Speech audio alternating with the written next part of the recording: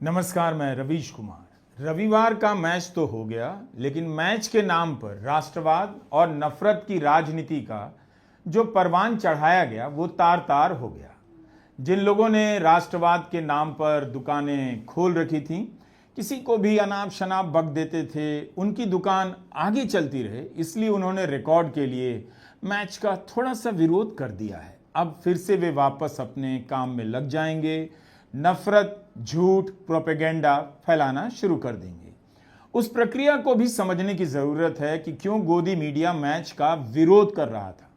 विरोध के नाम पर सरकार से सवाल नहीं कर रहा था, सरकार का नाम तक नहीं ले रहा था, सरकार के खेल मंत्री मनसुख मंडाविया तक का नाम नहीं ले रहा था, प्रधानमंत्री नरेंद्र मोदी का नाम नहीं ले रहा था, आईसीसी के चेयरमैन जय शाह का तो नाम ही नहीं लिया गया, मगर बीसीसीआई को थोड़ा सा टारगेट जरूर किया गया।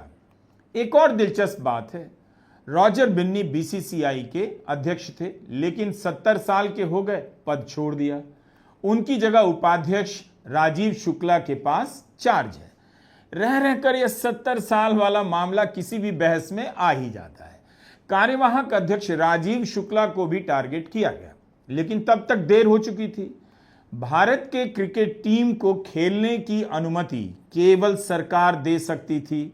जब तक सरकार की अनुमति बरकरार थी, बीसीसीआई मैच रद्द नहीं करवा सकती थी। बताइए, बीसीसीआई, उसके पास मैच रद्द कराने का पावर था या नहीं? भारत पाक मैच के पक्ष में कहा गया, खेल भावना के तहत हो रहा है। फिर हाथ नहीं मिलाना किस खेल भावना का हिस्सा है?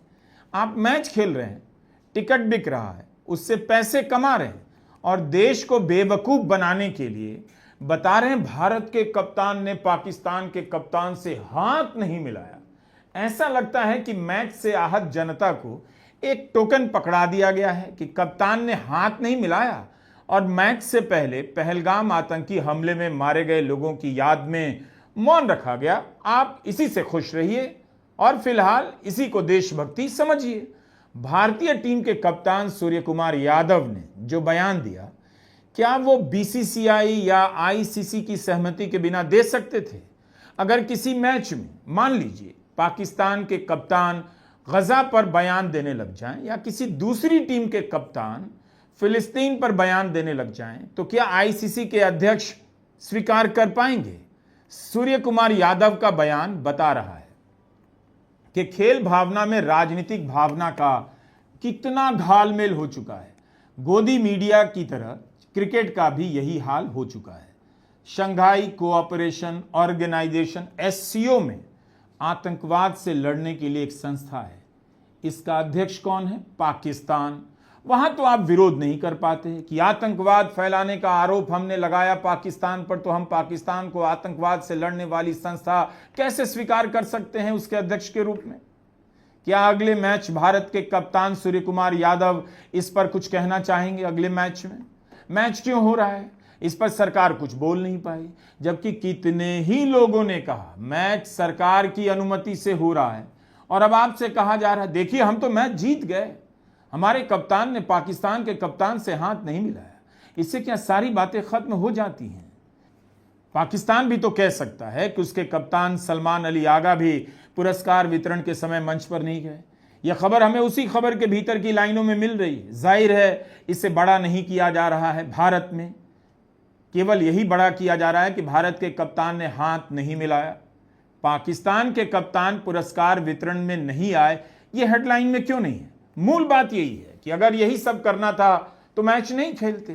या किस नियम के तहत हुआ? क्या एशिया कप में अनुशासन को लेकर कोई नियम नहीं है? जब चाहे कप्तान हाथ नहीं मिलाएगा और कोई दूसरा कप्तान पुरस्कार वितरण में नहीं आएगा, और जीता हुआ कप्तान भाषण भी देगा। यह किस नियम और खेल भावना के तहत किया गया? अगर यह किया जा सकता है तो फिर मैच क्यों नहीं रद्द किया गया? मैच हो गया, लोग टिकट कटाकर गए देखने, जिस मैच का कोई खास मजा भी नहीं था।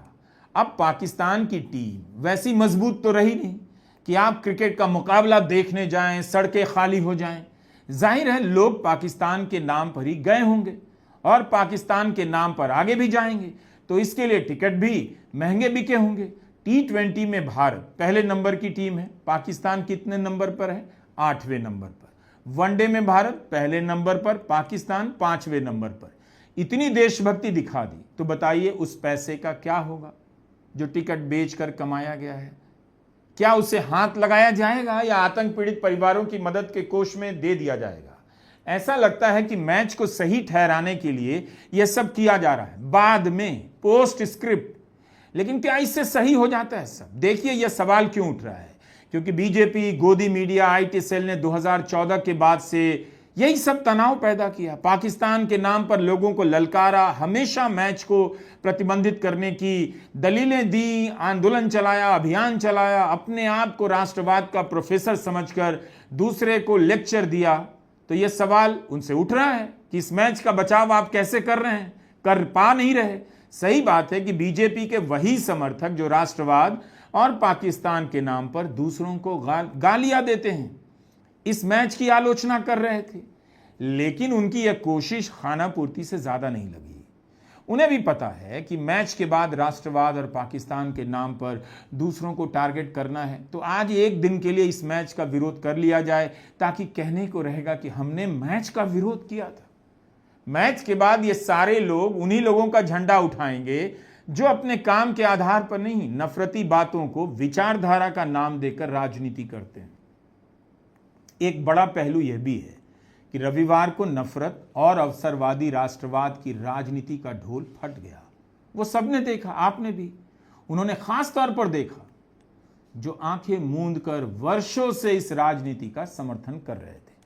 13 और 14 सितंबर को गोदी मीडिया भी भयंकर दबाव में दिख रहा। इतना प्रेशर में तो कभी नहीं दिखा। आपने गोदी मीडिया को कभी इतने दबाव में देखा होगा? जबकि कई बड़े मुद्दों पर चुप हो जाता है, जनता में हाहाकार मचा है, लेकिन गोदी मीडिया सरकार से सवाल करने की जब भी बारी आती है कुछ और बहस छेड़ देता है। मुसलमानों को लेकर, बंगाल को लेकर, राहुल गांधी की छुट्टियों को लेकर।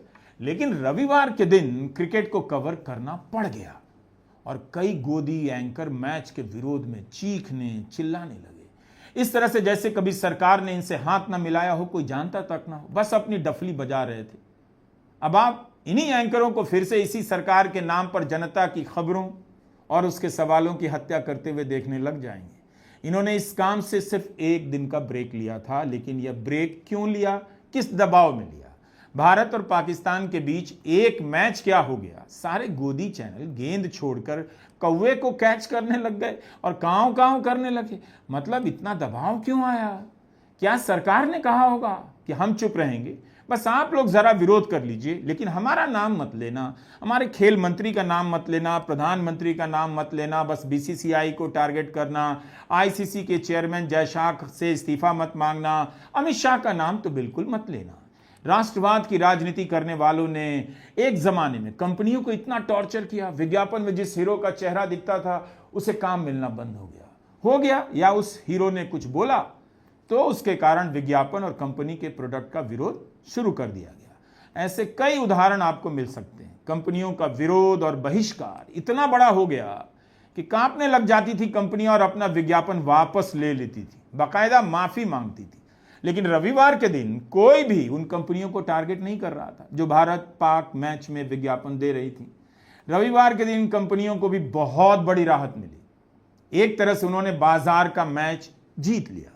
उनका इस बार किसी ने बहिष्कार नहीं किया। यह बाजार के लिए बहुत अच्छी खबर है, क्योंकि गोदी चैनलों को पता है कि इनका विज्ञापन इन्हीं कंपनियों से मिलता है। कोई एक कंपनी होती तो टारगेट करते, लेकिन एक साथ कई कंपनियों को टारगेट करने का रिस्क लेना समझदारी तो नहीं है। तो आपको नोट करना चाहिए, गोदी चैनल के जो भी सिपाही एंकर मैच का तनिक थोड़ी देर के लिए विरोध कर रहे थे, वो सरकार और कंपनी दोनों का नाम नहीं ले रहे थे। अगर सरकार का नाम लिया भी गया थोड़ी देर के लिए, तो इस तरह से कि दिखाने के लिए बस रिकॉर्ड में आ जाए, हमने तो सरकार से भी पूछा था, बीजेपी से पूछा है। सोमवार से फिर से ये सारे चैनल सरकार और बीजेपी के लिए बैटिंग करते हुए नजर आएंगे। गोदी मीडिया विरोध करने का नाटक क्यों कर रहा था, यह सबसे बड़ा सवाल है। 2014 के बाद से गोदी मीडिया ने अपने दर्शकों को पाकिस्तान के नाम पर नफरत करना सिखाया, सवाल करने वालों को देशद्रोही बताया, पाकिस्तान भेजने की बात कर दी। क्या उसे अपने दर्शकों के बीच चेहरा दिखाने में संडे को, रविवार को दिक्कत हो रही थी? लेकिन ऐसा सैकड़ों बार हुआ है जब कोई घटना हुई है, भ्रष्टाचार के बड़े बड़े मामले उजागर हुए। अभी बिहार में वोटर लिस्ट को लेकर इतनी खबरें आई, गोदी मीडिया ने आराम से अनदेखा किया, एक दो रिपोर्ट चलाकर खानापूर्ति कर दी। तब तो उस पर दर्शकों का दबाव नहीं आया, लेकिन क्रिकेट मैच को लेकर क्यों आया कि मैच का विरोध करने लगा? पहलगाम हमले के बाद कितनी कोशिश की इन गोदी चैनलों ने, धर्म पूछकर मारा है। वो तो शुक्र है भारत की महान जनता का जिसने एकजुट होकर नफरत के इस बंटवारे को नकार दिया। क्या गोदी चैनल इस बार इसकी याद दिला रहे थे कि धर्म पूछकर भारतीयों को मारा है, मोदी का नाम लेकर मारा है, तो मैच क्यों हो रहा है? या सुविधा अनुसार अपने विरोध में इन बातों को भुला दिया? क्या यह मान लिया जाए कि गोदी मीडिया को लगने लगा है कि उसका दर्शक थोड़ा थोड़ा बदल रहा है, उससे दूर जाने लगा है, इसलिए वो मैच का विरोध करने लगा है? इस पर विचार किया जाना चाहिए कि गोदी मीडिया आखिर प्रेशर में क्यों आया, क्यों मैच का विरोध करने लगा। यह तो गनीमत है कि राहुल गांधी का क्रिकेट मैच देखते हुए कोई वीडियो नहीं मिला, वरना पूरे रविवार मैच का सारा दोष राहुल गांधी पर मढ़ दिया जाता, तब भी सरकार से सवाल नहीं किया जाता। गोदी मीडिया को पता है कि भारत सरकार की अनुमति के बिना मैच नहीं हो सकता था। ट्विटर पर एबीपी चैनल का एक पुराना इंटरव्यू, उसका हिस्सा वायरल चल रहा है।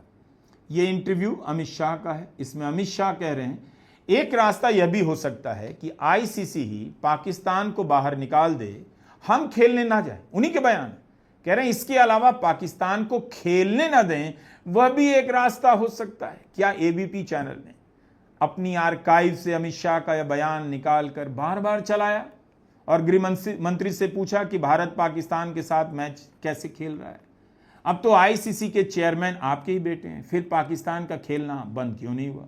अगर नहीं हो सकता है तब फिर इस तरह की बात कर ताली क्यों बजवा रहे थे, जनता को भ्रमित क्यों कर रहे थे? आज तक चैनल के एक कार्यक्रम पर सुनील गावस्कर ने कहा, उनका ही बयान है कि मैच के बारे में बोलने से कुछ फर्क नहीं पड़ना है, क्योंकि सरकार ने निर्णय लिया है कि मैच होगा। मैच का निर्णय सरकार का है। जिस किसी ने न्यूज चैनल देखा है वही बता सकता है कि क्या उसी चैनल पर गावस्कर के इस बयान को बार बार चलाया गया, गावस्कर की बात को लेकर बहस हुई। ट्विटर पर लोग गावस्कर के इस बयान को शेयर कर रहे थे कि मैच सरकार की अनुमति से हो रहा है। गावस्कर इस मैच में कमेंट्री भी कर रहे थे। यह बहुत अच्छी बात है कि गावस्कर को किसी ने देशद्रोही नहीं कहा। उससे भी अच्छी बात है कि गावस्कर ने इसकी परवाह नहीं की। इसका मतलब दो ही हो सकता है कि देश की जनता का वह हिस्सा थोड़ा सा बदल गया है जिस पर अंध राष्ट्रवाद का पर्दा चढ़ा हुआ था, या फिर सरकार का समर्थन मिला होगा कि गावस्कर जी आप कमेंट्री कीजिए, कुछ नहीं होगा, हम देख लेंगे, इन समर्थकों को आगे मना लेंगे। गोदी चैनलों को कुछ नहीं करना था, अपनी आर्काइव से अपने एंकरों और बीजेपी के प्रवक्ताओं, सांसदों के बयान निकालकर चला देना था कि उन्होंने पाकिस्तान के मैच के साथ मैच को लेकर किस तरह का जहरीला विरोध किया है, कितनी नफरत फैलाई, और आज वही लोग ठीक से विरोध नहीं कर पा रहे। आप सभी को मीडिया का अध्ययन करना चाहिए कि इस माध्यम से ही भारत के लोकतंत्र की हत्या हो रही है। इसका बहुत बड़ा रोल है। आपको देखना चाहिए कैसे सरकार का नाम नहीं लिया, मंत्री का नहीं लिया, कंपनी को टारगेट नहीं किया, जय शाह का नाम नहीं लिया। यह सब आपको समझना चाहिए। ऑपरेशन सिंदूर के बाद सेना के वरिष्ठ अधिकारी lieutenant general Rahul R Singh ने कहा, भारत का मुकाबला दो देशों से था, पाकिस्तान और चीन। प्रधानमंत्री मोदी चीन गए, लेकिन किसी ने चीन को नहीं ललकारा। किसी ने नहीं कहा कि चीन ने पाकिस्तान का साथ दिया, उसके साथ व्यापार बंद होना चाहिए। उल्टा वित्त मंत्री निर्मला सीतारमण का बयान छपा मिला, हमें चीन के साथ व्यापार की संभावनाओं की तलाश करनी चाहिए। सब इस पर चुप हो गए और व्यवहारिक ज्ञान देने लग गए। समझ ही नहीं आ रहा कि राष्ट्रवाद है या दूध। जब मन किया 1 लीटर में आधा कप पानी मिलाया, जब मन किया 2 कप पानी मिला दिया और ग्राहक को धोखे से बेच दिया। गोदी मीडिया और मंत्रियों के बुरे दिन चल रहे 2 दिनों के लिए। उन्हें समझ नहीं आ रहा कि पहले जिनका विरोध किया अब उनका समर्थन क्यों करना पड़ रहा है, जिस ट्रंप का समर्थन किया उनका विरोध क्यों करना पड़ रहा है, और जिस चीन का विरोध किया उसका समर्थन क्यों कर रहे हैं। पहलगाम हमले के बाद गोदी मीडिया के एंकरों ने एक और काम किया था। अगर वही काम हम लोग करते, हम यूट्यूबर, तो हर दिन टारगेट किए जाते, केस मुकदमे हो गए होते कि अपने चैनल पर पाकिस्तान से वक्ताओं को बुलाया और हमारा चैनल बंद करवा दिया जाता राष्ट्रीय सुरक्षा का नाम लेकर। लेकिन गोदी चैनलों पर टीआरपी के लिए पाकिस्तान से वक्ता बुलाए गए। ये वक्ता भारत के बारे में, भारत की सेना के बारे में अपमानजनक बातें करते रहे, लेकिन गोदी चैनलों को रेटिंग से मतलब था, देशभक्ति से कहां। न्यूज ब्रॉडकास्टर्स फेडरेशन को सलाह देनी पड़ी कि पाकिस्तान से वक्ताओं को अपने चैनल के कार्यक्रम में ना बुलाएं। गोदी मीडिया चाहे तो आपको पाकिस्तानी घोषित कर दे, चाहे तो खुद पाकिस्तान के वक्ताओं को बुलाकर बहस करे ताकि उसे रेटिंग मिल जाए, मतलब उसकी कमाई थोड़ी बढ़ जाए। आप समझ रहे हैं या देशभक्ति दिखा रहे हैं? दरअसल वो अपना धंधा कर रहा है। रविवार के दिन जो हालत गोदी मीडिया की थी वही हालत बीजेपी की भी नजर आई। हमने ट्विटर पर देखा, मनोज तिवारी जो बीजेपी के सांसद हैं, न्यूज एजेंसी से कह रहे हैं एशिया कप का उद्देश्य पाकिस्तान को हराना है। अगर खेल में पाकिस्तान को हराना आपका उद्देश्य है तब फिर आपने डिबेट क्यों बंद किया? डिबेट में भी हराइए। आपके गोदी एंकर क्या काबिल नहीं है पाकिस्तान के वक्ताओं को डिबेट में हराने के लिए?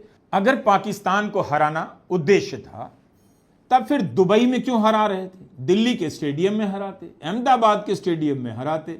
यूपी सरकार के उप मुख्यमंत्री केशव प्रसाद मौर्य का बयान आया, कोई भारतीय नहीं चाहता है कि पाकिस्तान के साथ मैच हो। और उधर दुबई से वीडियो आ रहा है, पाकिस्तान के लोग पाकिस्तान की जर्सी पहनकर, भारत के लोग भारत की जर्सी पहनकर स्टेडियम में जा रहे हैं। इधर एएनआई केशव प्रसाद मौर्य का बयान ठेल रहा है, मजबूरी है, खुशी से नहीं खेल रहे हैं। फिर क्यों खेल रहे हैं? एशिया कप कब से मजबूरी हो गई? आपने जब कहा टेरर एंड टॉक एक साथ नहीं चलेगा, खून एंड पानी एक साथ नहीं बहेगा, तो क्रिकेट का मैच कैसे हो गया? क्या भूल गए कि जब विदेश सचिव विक्रम मिस्री ने सीज फायर का ऐलान किया तो उन्हें कितना ट्रोल किया गया था? उनकी बेटी को टारगेट किया गया, चारों तरफ बातें, तस्वीरें निकाल निकाल कर वायरल कराई गई। तब जाकर नौकरशाहों के संगठन ने इसकी निंदा की, कई लोग बचाव में आए। इतना कुछ हुआ, उन्होंने सीज फायर का ऐलान किया, लेकिन उसी पाकिस्तान के साथ क्रिकेट का मैच खेल लिया गया। सरकार ने जरूरी भी नहीं समझा कि देश की जनता को आधिकारिक तौर पर एक जगह से एक पक्ष बता दें। सबको पता था भारत की टीम के सामने पाकिस्तान बेहद कमजोर है, भारत के ही जीतने के चांस ज्यादा हैं। तो क्या सारी उम्मीदें इसी पर थीं? मैच करा लेते हैं, पैसा कमा लेते हैं और भारत की टीम एक बार जीत जाएगी तो लोगों को बहका देंगे, देखा हमने पाकिस्तान को हरा दिया। पुलवामा जैसे भूल गए, पहलगाम भी भूल जाएंगे। पहलगाम हमले में मारे गए शुभम द्विवेदी की पत्नी ऐश्वर्या ने कहा है कि मैच नहीं देखेंगे। कोई और समय होता, यानी 2014 से पहले का, तो यही गोदी मीडिया ऐश्वर्या को विरोध का चेहरा बना देता, सारी चैनल को भी वैन उनके घर के बाहर होते। यही आपको देखना और समझना है कि कैसे गोदी मीडिया आप दर्शकों का गेम करता है, या आपकी परेशानी की बातों को नहीं दिखाता है, सवाल भी ऐसे करता है कि आपकी परेशानी और बढ़ जाए। अंग्रेजी चैनल का एक एंकर तो इतना चिल्लाने लगा कि लोग उसके चिल्लाने पर ही बात करने लगे। इतना जोर जोर से चिल्ला रहा था, लगा धरती कांप जाएगी, मगर धरती कांपी नहीं। टेबल से गमला तक नहीं गिरा, क्योंकि वह सरकार के खिलाफ नहीं चिल्ला रहा था। सरकार का जरा सा नाम लेकर छोड़ दिया गया होगा, लेकिन जिस तरह से सचिन तेंदुलकर, राहुल द्रविड़, सौरव गांगुली को ललकारा गया, मुझे लगा कि तेंदुलकर के घर की सीलिंग ना गिर गई हो, गांगुली का चश्मा हवा में उड़ गया हो और द्रविड़ अपनी कुर्सी से गिर गए हो धड़ाम। ये क्या हुआ? कौन चिल्ला रहा है? पता चला नोएडा से चिल्लाने की आवाज आ रही है। रामायण सीरियल का एक संवाद याद आता है, बाली ओ बाली बाहर निकल। गुस्से के उस संवाद में भी इतनी चीख और चिल्लाहट नहीं थी, बस गुस्से का भाव था, बाली ओ बाली बाहर निकल। लेकिन यहां तो एंकर बाली ओ बाली से भी 100 बांस ऊपर चला गया। सरकार की शह मिल जाए तो थानेदार भी इस देश में डीजीपी को बंद कर सकता है। आजादी की लड़ाई में लोगों ने कितना कुछ सहा। आप किसी को जानते हैं जो इस तरह से बोलता हो, चीखता हो, चिल्लाता हो कि गले की नस खतरे में पड़ जाए? बीजेपी प्रेशर में, गोदी मीडिया के एंकर प्रेशर में। किस लिए? हुआ क्या था रविवार को? गोदी मीडिया ने बीसीसीआई पर चीख चिल्लाकर सवाल पूछने का कूपन रिन्यू कराया है कि देखो जी, हम पूछ सकते हैं कभी कभी, बस जय शाह का नाम नहीं ले सकते। सारी पत्रकारिता गोदी मीडिया ने मिट्टी में मिला दी है। चीखने चिल्लाने की योग्यता ही अब एंकर बनने की योग्यता है। हजारों छात्र इस देश में पत्रकारिता पढ़ रहे हैं इस उम्मीद में कि एक दिन किसी चैनल या अखबार में काम करेंगे, पत्रकारिता करेंगे। लेकिन आप इन चैनलों को देखिए, कहां ये छात्र नौकरी करेंगे? क्या आपको लगता है कि उनके लिए पत्रकारिता के करियर में कुछ भी बचा है, सिवाय इसके लिए कि प्रधानमंत्री मोदी के लिए चिल्लाना है, प्रधानमंत्री मोदी के लिए किसी को दुत्कारना है, प्रधानमंत्री मोदी के लिए बिना बात के भी किसी को ललकार देना है? केवल मीडिया बर्बाद नहीं हुआ है, हजारों नौजवानों का भविष्य भी बर्बाद कर दिया गया है। पाकिस्तान के नाम पर देशभक्ति का टेस्ट करने वाले, किसी को भी ललकारने वाले अब क्या करेंगे? क्या उन्हें यह बात समझ आ गई है खेल का राजनीति से कोई संबंध नहीं? तब क्यों नहीं समझ में आई? कभी आपने सोचा कि इस मैच का भविष्य की लड़ाइयों पर क्या असर पड़ेगा? आपने सांसदों को भेजा दुनिया भर में पाकिस्तान के खिलाफ धारणा बनाने के लिए, और आप ही मैच खेल रहे हैं पैसा कमाने के लिए।